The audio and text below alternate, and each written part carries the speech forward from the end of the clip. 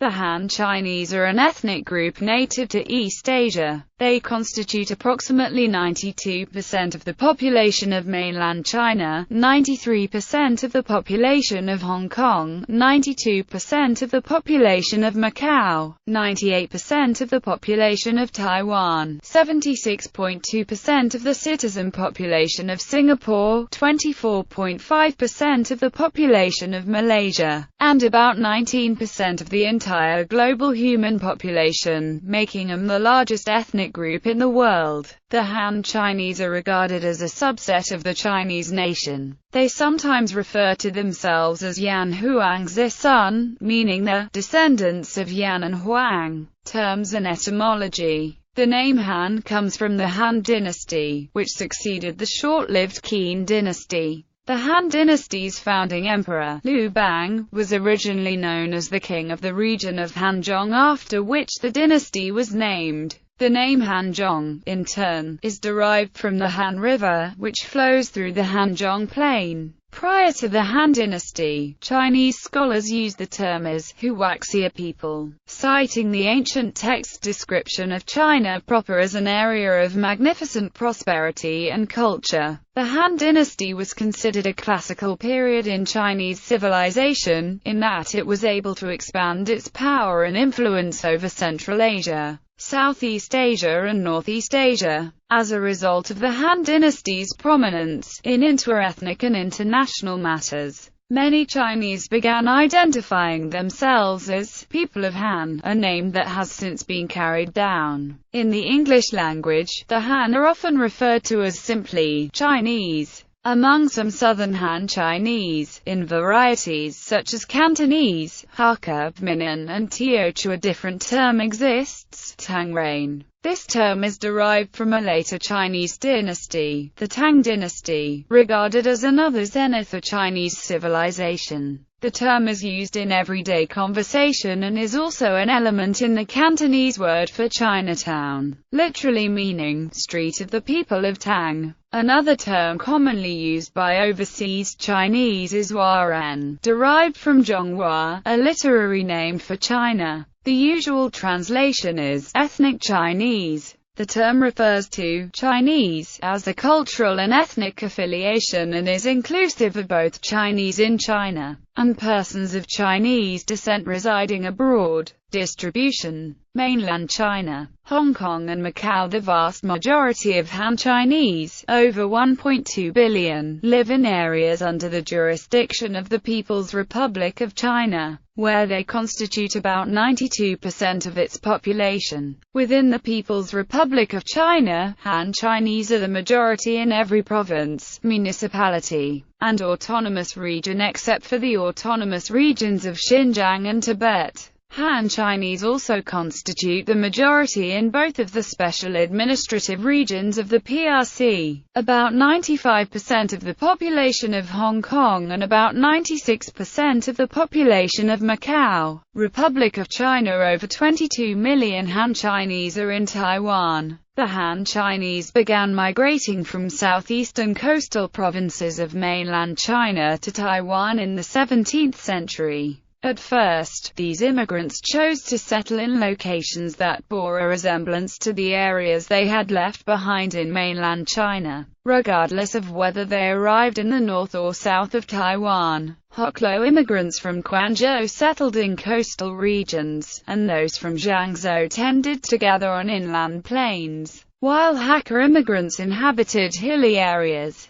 Clashes between these groups over land, water, and cultural differences led to the relocation of some communities, and, as time passed, varying degrees of intermarriage and assimilation took place. Southeast Asia. Of about 40 million overseas Chinese worldwide, nearly 30 million live in Southeast Asia. They are collectively called Nanyang Chinese. Singapore has the largest majority overseas Chinese population at 76.2% of the country's population. Christmas Island also has a Chinese majority at 70%. Large Chinese populations also live in Malaysia, Thailand, Malaysia and Singapore used to have the largest overseas Chinese population in the world before the country split up in 1965. The first place ranking has been replaced by Thailand. Others elsewhere in the world, 3 million people of Chinese descent live in the United States, where they constitute about 1% of the population. Over 1 million in Canada, over 1.3 million in Peru, over 600,000 in Australia, nearly 150,000 in New Zealand, and as many as 750,000 in Africa. History. Because of the overwhelming numerical and cultural dominance of the Han people in China, most of the written history of China can be read as a history of the Han Chinese, with only passing references to the ethnic minorities in China. Prehistory and the Huaxia. The prehistory of the Han Chinese ethnic group is closely intertwined with their history. Han Chinese trace their ancestry from the Huaxia people, who lived along the Huanghe or Yellow River in China. Writers during the Western Zhou and Han periods derived ancestral lineages from the Huaxia based on Shang-era legendary materials.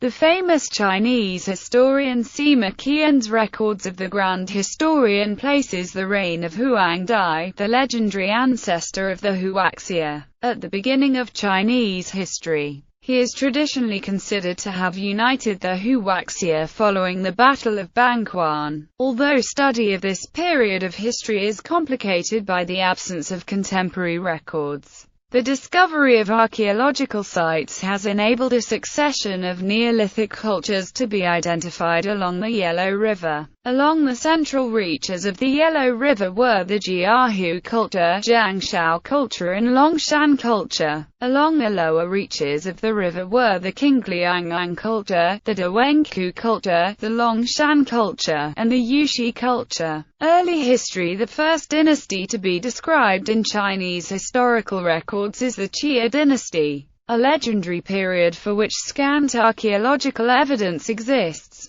They were overthrown by peoples from the east, who founded the Shang dynasty. The earliest archaeological examples of Chinese writing date back to this period, from characters inscribed on oracle bone divination. But the well-developed oracle characters hint at a much earlier origin of writing in China. During the Shang dynasty, people of the Wu area, in the Yangtze River Delta, were considered a different tribe, and were described as being scantily dressed, tattooed and speaking a distinct language. Later Taiba, elder uncle of Ji Chang, realizing that his younger brother, Jili, was wiser than him and deserved to inherit the throne, fled to Wu and settled there. 3 generations later, King Wu of the Zhou dynasty defeated King Zhou, and engulfed the descendants of Taiba in Wu. This mirrors the later history of Nanyu, where a Chinese king and his soldiers ruled a local non-Han population, and mixed with the local inhabitants, who were Sinicized over time. By the Tang dynasty, however, this area had become part of the Han Chinese heartland. The Shang were eventually overthrown by the people of Zhou, which had emerged as a state along the Yellow River in the 2nd millennium BCE. The Zhou dynasty was the successor to the Shang. Sharing the language and culture of the Shang people, they extended their reach to encompass much of the area north of the Yangtze River. Through conquest and colonization, much of this area came under the influence of Sinicization, and this culture extended south. However, the power of the Zhou kings fragmented, and many independent states emerged. This period is traditionally divided into 2 parts, the Spring and Autumn period and the Warring States period. This period was an era of major cultural and philosophical development known as the 100 schools of thought. Among the most important surviving philosophies from this era are the teachings of Confucianism and Taoism. Imperial History. Many Chinese scholars such as Ho Ping-ti believe that the concept of a Han ethnicity is an ancient one, dating from the Han Dynasty itself. The Warring States period came to an end with the unification of China by the Qin dynasty after it conquered all other rival states. The king of Qin, Yingzheng, declared himself the first emperor, using a newly created title, Qin Shi Huang. thus setting the precedent for the next 2 millennia. He established a new centralized and bureaucratic state to replace the old feudal system, creating many of the institutions of Imperial China, and unified the country economically and culturally by decreeing a unified standard of weights, measures, currency, and writing. However, the reign of the First Imperial Dynasty was to be short-lived, due to Qin Shi Huang's autocratic rule, and his massive construction projects such as the Great Wall, which fomented rebellion among the populace. The Qin dynasty fell soon after his death.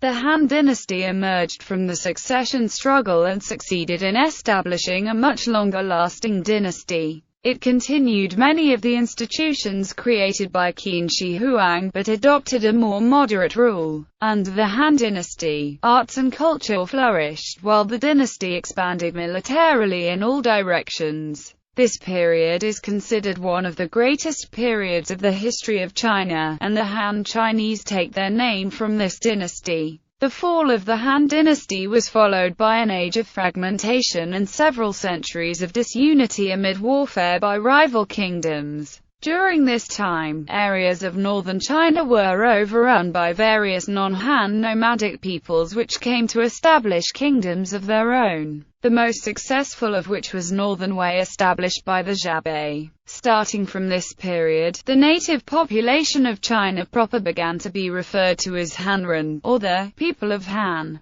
To distinguish from the nomads from the steppe, Han refers to the old dynasty. Warfare and invasion led to one of the first great migrations in Han population history, as the population fled south to the Yangtze and beyond, shifting the Chinese demographic center south and speeding up Sinicization of the far south. At the same time, in the north, most of the nomads in northern China came to be Sinicized as they ruled over large Chinese populations and adopted elements of Chinese culture and Chinese administration. Of note, the Jiabei rulers of the Northern Wei ordered a policy of systematic Sinicization, adopting Han surnames, institutions, and culture. The Sui and Tang dynasties saw the continuation of the complete Sinicization of the south coast of what is now China proper, including what are now the provinces of Fujian and Guangdong. The later part of the Tang dynasty, as well as the Five Dynasties period that followed,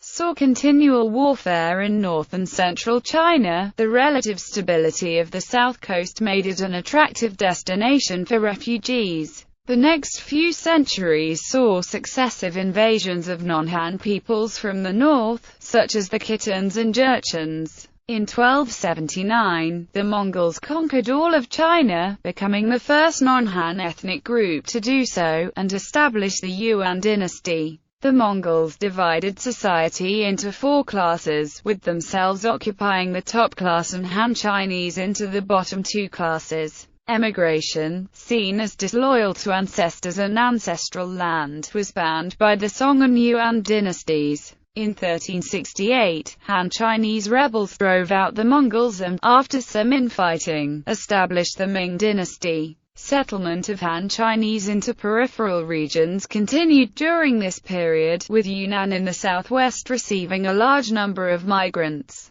In 1644, the Ming capital, Beijing, was captured by Li Zicheng's peasant rebels and the Chongzhen emperor committed suicide. The Manchus of the Qing dynasty then allied with former Ming general Wu Sangua and seized control of Beijing. Remnant Ming forces led by Koxinga fled to Taiwan and established the Kingdom of Tungning, which eventually capitulated to Qing forces in 1683. Taiwan, previously inhabited mostly by non-Han Aborigines, was Sinicized via large-scale migration accompanied with assimilation during this period. Despite efforts by the Manchus to prevent this, as they found it difficult to maintain control over the island. In 1681, the Kangxi Emperor ordered construction of the Willow Palisade to prevent Han Chinese migration to the 3 northeastern provinces. which nevertheless harbored a significant Chinese population for centuries, especially in the southern Liaodong area. The Manchus designated Jilin and Heilongjiang as the Manchu homeland, to which the Manchus could hypothetically escape and regroup if the Qing dynasty fell. But because of increasing Russian territorial encroachment and annexation of neighboring territory, the Qing later reversed its policy and allowed the consolidation of a demographic Han majority in northeast China. In the 19th century, Chinese migrants went in large numbers to other parts of the world, including South Asia, Southeast Asia, Australia, and North America.